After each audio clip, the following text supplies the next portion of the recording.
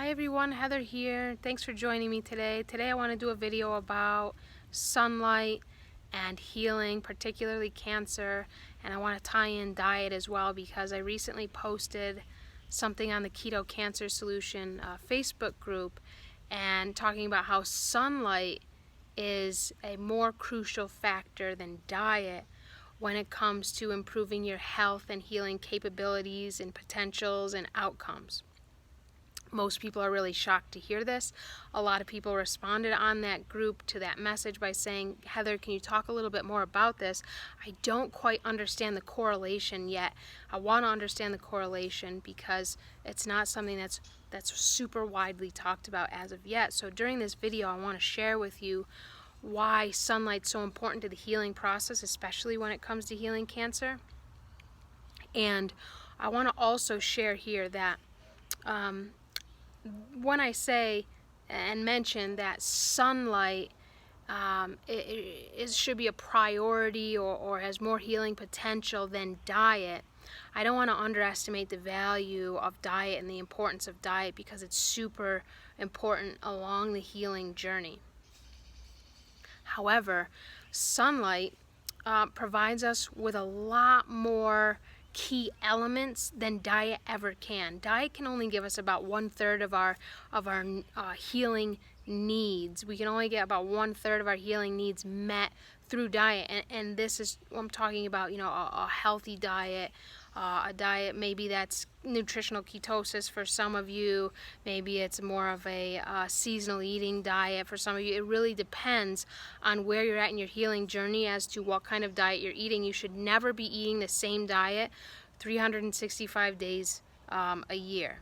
It's not what we're designed to do. Now, if somebody has cancer, if somebody has another mitochondrial disease like autoimmunity, gut autoimmunity, a gut disorder, MS, these sort of things, ketosis, nutritional ketosis is recommended for longer periods of time, and this is something that is very individual to you.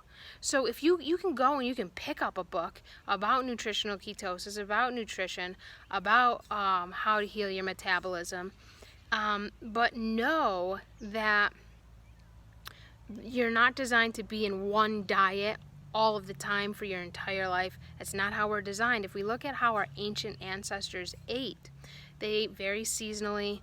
There was no grocery stores or Whole Foods to bring them in, say, to bring in like bananas to New York or to bring in oranges to Oregon, this sort of thing. But we break all the laws of nature with our grocery stores, with eating, and with our ancestral roots. We're designed to have metabolic flexibility. We're designed to eat within our regional season. And I go into greater detail about that on my Patreon post and on my Quantum Level Healing site as well. So just as an aside before we get into sunlight, when I say diet isn't as important, it doesn't mean it's not important. It just means we can't get as much healing power out of diet as we can from sunlight. And this is why. So think about this. There's a little science here. So if you need to watch this video a couple times to kind of get this down and help it click for you, please feel free to do so, because some of these terms and education information may be new to some of you, and that's okay. And that's a beautiful thing. If you're just starting to learn some of this stuff, it'll be really super helpful for you to understand other elements outside of diet that are super crucial to add into your healing regimen. So sunlight is a really huge way that we obtain electrons into our body. And we know that cancer is a mitochondrial disease. We know that in cancer, either there's not enough mitochondria, or that the mitochondria that is present simply isn't functioning optimally. What does that mean? The one huge job of the mitochondria is to move electrons across it. Electrons move across the mitochondrial membrane. And electrons move across 5 respiratory proteins that are located inside your mitochondria. And the rate the efficiency that electrons move across those respiratory proteins in your mitochondria are a huge determining factor of your health. They particularly, I'm going to mention this because it has a lot to do with people who have cancer. The efficiency and the rate that electrons move across your respiratory proteins determine your ability to produce two key regeneration programs known as autophagy and apoptosis. We know that autophagy is protein or cellular recycling. People with cancer and other mitochondrial diseases like type 2 diabetes, like obesity, like MS, these individuals cannot recycle their proteins in their cells. So it's like, say you have your own recycling bin in your home, and you continuously fill it up, and it's getting up towards the brim, and you're needing another bin. So here's another bin, and it fills way up, and then you need another bin, and it fills way up, and there's no place to empty it. You can't recycle the things, so they just build up in your house, and they're creating this toxicity. It's kind of what happens when you can't produce autophagy in your own body. Your cells cannot recycle themselves, so you end up living off of old cells day after day after day. This is why people with mitochondrial diseases feel fatigued. They can't sleep. They have poor energy. They have brain fog. Their gut doesn't function properly. And all of this, in a way, one main cause is that they are unable to perform autophagy. Apoptosis, we know, is cell suicide. So this is a healthy and normal thing that people who don't have cancer are able to perform in a healthy way. And apoptosis simply means that cells that are worn out, cells that no longer belong in your body, they're able to die off, and new cells are able to be born and created. And if those cells can't die off properly, and then you have cells that are kind of broken and worn out, your body will continue to produce broken, worn out cells. So this is something called an imprint. If there's an imprint of broken, worn out cells in your body will copy that imprint and begin to reproduce it. So the key to overcoming these two things, to improving your regeneration pathways, is to get more electrons in your body. The more electrons you have coming into your body via nature, via your diet, but we get the most from sunlight, the more you're able to run those regeneration programs, and the more you're able to heal. So the more electrons you have in your body, the higher your redox potential is, and the lower your heteroplasmy rate is.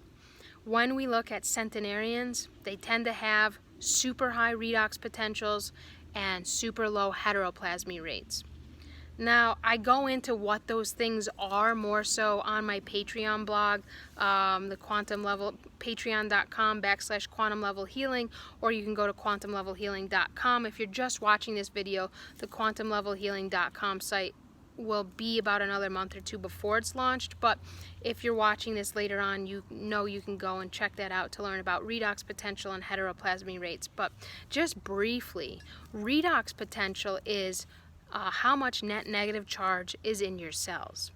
We want that net negative charge to be really high. We want a lot of net negative charge in the cell, because the higher your net negative charge in is, say you have a toxin come into your body via like a virus, a bacteria, a heavy metal, a pollutant, the more electrons you have, these things are free radical scavengers. So they'll go and they'll eat up, like Pac-Man or like Tetris, those toxins or chemicals or heavy metals, and they'll neutralize them, so they'll no longer be causing harm in your body. This is why people who live in strong solar spectrums, so for example, people who live at high altitudes, 5,000 feet and higher, and people who live anywhere in the 20-degree latitudes or lower, have really high redox potentials, because they're getting so much more electrons from their environment, from sunlight, than people, say, who live at a high latitude, say someone who's living in Ireland, someone who's living in Canada, someone who's living in New York, someone who's living in Oregon, someone who's living in Northern California, these sort of things. Now, even if you live at those places of high latitude, there's definitely things you can do to offset this sunlight deficiency, so to speak. But we know that cancer is also, people with cancer have low vitamin D levels. So what do people do? They usually take massive quantities of vitamin D supplements. However, your body isn't designed to make and use vitamin D from supplemental form, especially when sunlight isn't involved. You're designed to make sunlight from 312 nanometer light from sunlight in that 312 nanometer phase. Now, the Patreon blog and the Quantum Level Healing site teaches you how to prep your body throughout the day to be able to absorb that 312 nanometer light later in the afternoon so that you can produce ample amounts of vitamin D. When you produce vitamin D from sunlight, that vitamin D is sulfated. And so when you take vitamin D from a pill, it's not sulfated. You're just getting the chemical. Vitamin D from the sun, it's sulfated. You have cholesterol sulfate that's made with it. And for those of you who are unaware of this, how you make your vitamin D is from cholesterol. You need cholesterol in order to make vitamin D. Oftentimes, people with high cholesterol levels, they have a very high non-native EMF exposure, they have a sunlight deficiency, and they have a vitamin D deficiency because they're unable to turn that cholesterol into vitamin D because they live in a poorly lit environment. These are a few reasons why sunlight is so key to healing and why it's so much of a powerful healing source than diet. So we want to bring in all elements to help you heal. And people who go on a ketogenic diet and they're like, oh, I got worse, or oh, it didn't help my cancer, or I went on a ketogenic diet and I got cancer. Well, it's not the ketogenic diet necessarily that was the issue. It's that you weren't covering all your bases. And this is something that Western doctors, naturopaths, alternative physicians, functional medicine doctors, they're out to lunch at right now. They're not getting this connection between healing and sunlight and electrons, because electrons tunnel across your mitochondria and they help your mitochondria function properly. The more sunlight you get, the more electrons come into your body, the more melatonin you produce, the more dopamine you produce, the more T3 you produce, the more vitamin D3 later in the day you're able to produce. So these are things that diet can't provide us with. Diet can provide us with some things, and it's a very important part of the process, and it's very unique to each individual depending on where they're at with their cancer experience, where they're at with their healing experience, what their age is, what their fertility is, what their blood work shows.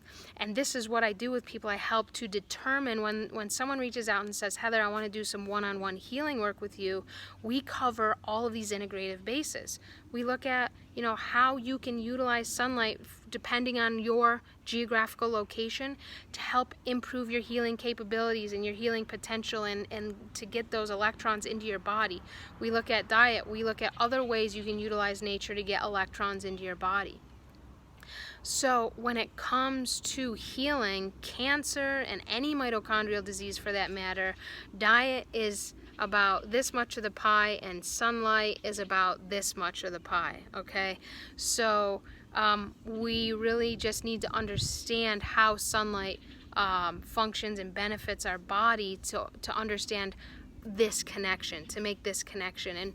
And people are just now starting to do so. Cancer is not something that should be sunlight is not something that should be avoided. It's not something that we need to fear. It's not a dangerous thing. When you know how to utilize the certain spectrums of sunlight, your sleep will improve, your redox potential will improve, your heteroplasmy rate will go down, your energy will improve, your healing capacity will improve, and your regeneration programs, particularly autophagy and apoptosis, will really, really improve. And so people think that, hey, I need something more powerful than sunlight. You know, that seems kind of small when it comes to my healing. There's nothing more potent than sunlight because of so many things it does in your body. And there's I could probably talk for 2 years about the benefits that sunlight has on your body. And just to briefly mention a few more here, is one is that it sulfates everything in your body. Okay, so when sunlight hits your skin unadulterated, so your glasses are off, your contacts are out, your sunglasses are off, you don't have any sunscreen on, you've learned how to prep your body so you don't burn. Listen, I'm a white person and I'm out here, it's what, about almost noon, and I'm not afraid of burning. I won't burn because I've built up my skin's surface layer to be able to absorb light so that there's no burning, even though I'm a white person and can burn easily. You know, people with really sensitive skin who go in the sun and they burn, they simply haven't learned how to utilize the sun properly to build up their skin. And in not even so long ago, I was going to say in ancient times, but hey, it's not even that long ago. I mean, 60, 70 years ago, there were things called solariums around the country, which people went to heal, and they were basically hospitals that utilized sunlight as the main healing modality. And one telltale sign that the individual was getting better and making progress was how well they were able to tan. So today we kind of have this blind belief that sunlight is bad, it's dangerous, it causes cancer. It's just false. It's totally false, particularly when you know how to utilize certain spectrums of the sunlight to build up your solar battery so that you don't burn in the afternoon sunlight, but you're able to be in afternoon sunlight and absorb it in that 312 nanometer spectrum so you can produce vitamin D, which everyone is deficient in our world today. Most people are. Now, going back to sunlight and some benefits of it, one thing that I was mentioning here is the sulfation process. Because when sunlight hits your skin, you are able to sulfate your proteins. Now, most people get really caught up in genetic testings and having MTHFR genes and all these sort of things. I talked about that in a previous video called I can't remember, but something like genetic testing or what you need to know about genetic testing, something like that. You can scroll through the Facebook forum or my YouTube channel and you can find that video to learn more about that. But basically, people are getting really caught up in genetics. They're taking supplements and they're avoiding certain foods in order to support their genetics. But this is really a poor way to address your genetics, because the signals that your mitochondria gets from sunlight, or whatever light you're exposed to. Say you lead an indoor life and you're exposed to a lot of LED lights and non-native blue light and tech screens and computer screens and iPhones and stuff like that.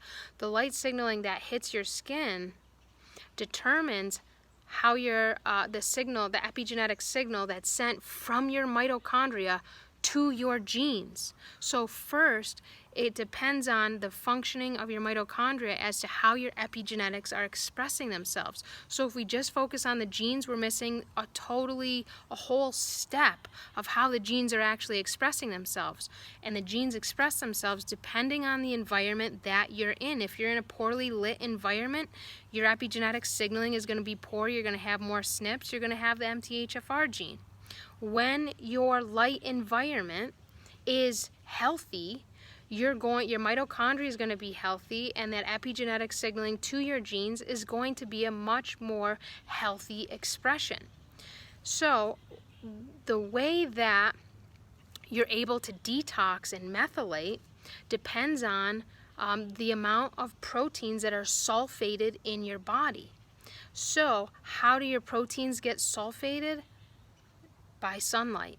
If you're in a poorly lit environment, they don't get sulfated. If you have a poor diet, they don't get sulfated. If you're in a really healthy lit environment, your proteins get sulfated. You become a better methylator. You become a better detoxer. Your MTHFR gene goes away. You know, it gets turned off. we don't look at this. We just look at, okay, avoid these foods and you'll, then the symptoms won't be there. That's kind of like, sort of sweeping the dust under the carpet. We have to look at these deeper layers when it comes to healing. These genetic tests are really presenting a false picture to the patient, to the individual seeking healing when it comes to their healing process. When we understand sunlight and all the impacts it has on the body, on our detox pathways, on our ability to sulfate things, on our ability to turn cholesterol into vitamin D, on our ability to regenerate, on our ability to make melatonin. People think of melatonin as a nighttime hormone. Yes, it gets released from the pineal gland about 3 to 4 hours after dark, and is helpful in promoting sleep. But not only does it promote sleep, it runs every regeneration program in your body. So when it comes to melatonin, there's a lot to it. It's one of the most potent antioxidants in your body, and it helps to regenerate every single cell in your body. You cannot achieve this. You can achieve better sleep by taking a melatonin supplement for a short period of time until you need more and more and more, but you cannot achieve regeneration. You cannot achieve this antioxidant component that melatonin possesses when we get it, when we make it, when we recycle it in sunlight. Melatonin is recycled in sunlight. It's released during the night, but we make it and recycle it during certain spectrums of sunlight. And this is all laid out on the Sunlight RX, Patreon, and Quantum Level Healing pages. So if you're someone who's looking to improve your healing, I would invite you and encourage you to go to either one of those sites and join the community there to learn how to utilize sunlight to improve your healing capabilities. This is the whole reason why I designed these platforms, to help bring healing in a super affordable way to people. So you can join one of my platforms for a pretty affordable price compared to, buying loads of supplements that don't do hardly any good, that aren't a long-term solution. Or spend money on genetic tests that don't provide you with any real accurate information to help get you to a better place in your healing process. Learning how to utilize sunlight is huge in terms of helping to improve your healing capabilities, your healing outcomes. So that's a little bit about sunlight, why it's so important to the healing process, why I emphasize it more so than diet. Not that diet isn't important. It absolutely is. Know that if you're focusing on diet as your main alternative healing modality, there's a lot more that you can do to support your healing process in conjunction with your diet. And know that if you read a diet book or you Google a recipe, a ketogenic diet recipe, know that your nutritional ketosis is not something you should be in 24/7, 365 days a year, no matter, unless you have like stage 4 cancer, you currently have a tumor that you're working with. And even so, it depends on your location as to if that's a healthy thing for you, which is something I help people determine and help create not only nutritional plans for people, because that's very limited. We need to expand our mindset, our scope of healing that incorporates things like nature, your light environment, your EMF environment. All of these things are important to the healing process, and all of these things impact how your mitochondrial health is, how your mitochondria function, and how your epigenetics express themselves. If you have any questions about this video, please feel free to post below. I love all your questions and participation and this yearning I can sense you all have to learn more about healing, and it's really moving. It inspires me. And so keep up that passion and yearning for wanting to get better and improve your health and well-being, because it's a really important thing along the healing process. So thanks so much for tuning in, and we'll see you next time.